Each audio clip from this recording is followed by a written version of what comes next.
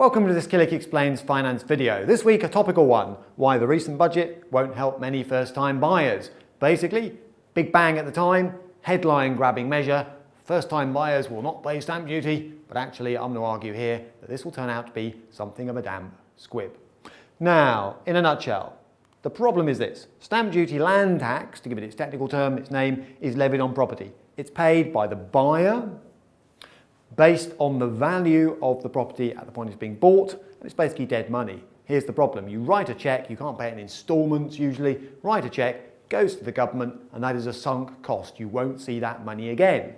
So, Philip Hammond's advertised solution, if you like, in the recent budget, his perception is that first-time buyers can at least afford to pay stamp duty. That perception is probably correct because they've got all the other costs of buying a property to worry about, saving hard for a deposit, probably a little bit cash strapped, so fair enough, Philip, got that one right. So he introduced an exemption from the 22nd of November 2017, effective immediately, so that all sounds good, but it comes with some conditions. The devil of all government headline grabbing measures is in the detail. So let's take a look at that in a moment. And that's where I think the problems start to emerge. Now, before the budget, so what was the situation pre-budget, if you like? Well, everyone was in the same boat. There was no special measure for a first-time buyer, if you like, and that boat looks like this. The way stamp duty works is you look at the purchase price of the property, all right, you see what chunk of it falls into which band, and you apply the appropriate rate. So, for example, if you were buying a property below £125,000, good luck finding that one in most parts of the country, stamp duty was 0% for everybody. Between 125 and 250, 2%, 250 to 925, 5%, 925, so we're into sort of the higher altitude now, to 1.5 million, 10%, and above 1.5 million, a fairly hefty 12%. And the way it worked was if you were buying a property, let's say at a price of £300,000, 300k, then you can see that a chunk of it would be at naught, the first 125, a chunk of it would be at 2%, the next slice up to 250 if you like, and then the final bit would fall in there at 5%. More about the maths in just a moment.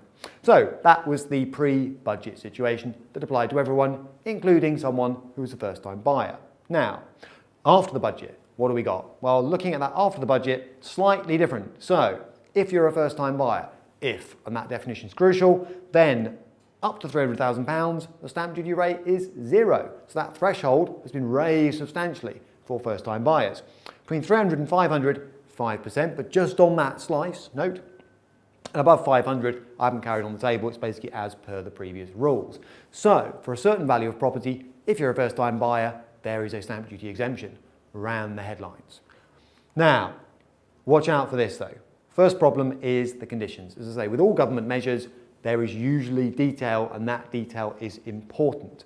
So first of all, you. Now I've said you defined as either you, or if you're a part of a couple, for example, must never have owned or part-owned a property. So if you combine forces with somebody else who has part-owned a property or owned a property in the past, you won't qualify for this first-time buyer exemption. So that's going to catch a few people out.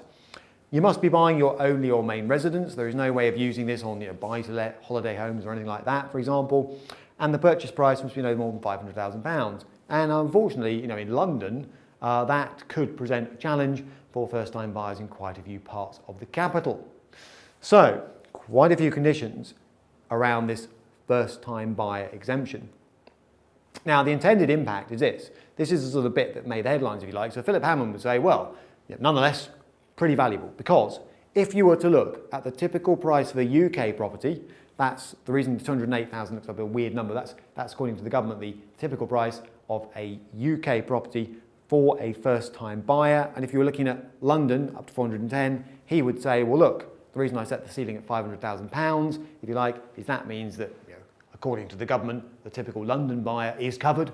And if you look at the £300,000, that means the typical UK buyer is covered. And here are the savings. So before the budget, somebody buying the typical UK property, whatever that looks like, would have been paying around 1,660 in stamp duty. Someone buying the typical London property, again, good luck finding it, will be paying around £10,500. After the budget, watch the change here on the right-hand side.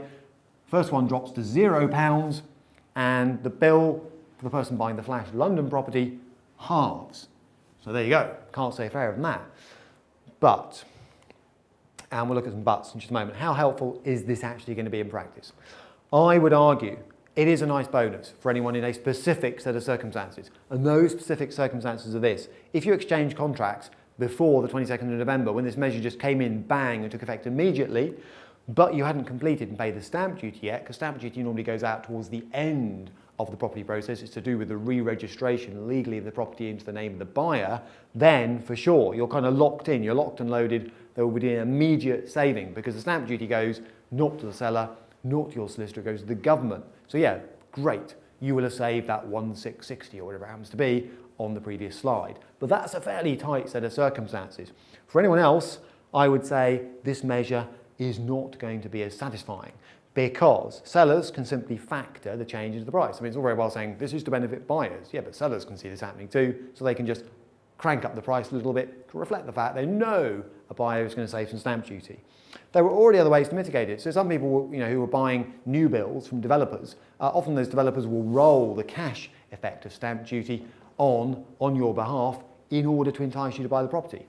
On top of that, there are one or two lenders who will roll stamp duty into the cost of a mortgage. So in practical terms, cash flow terms, some buyers will be saying, well, actually, how much has really changed here?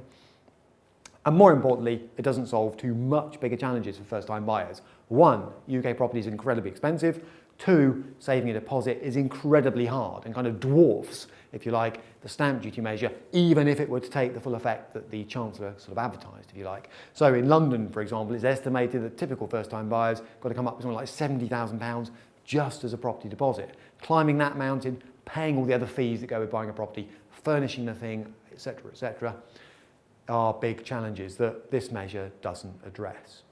So that's why I think great way to grab the headlines, great way to show that the government are trying to do something with the first-time buyer, but actually, I would say the impact is likely to be fairly small. Any questions? editor@killik.com. If you want to see related videos that explore stamp duty and one or two other aspects in a bit more detail, including buy-to-let and so on, please go to killik.com/learn.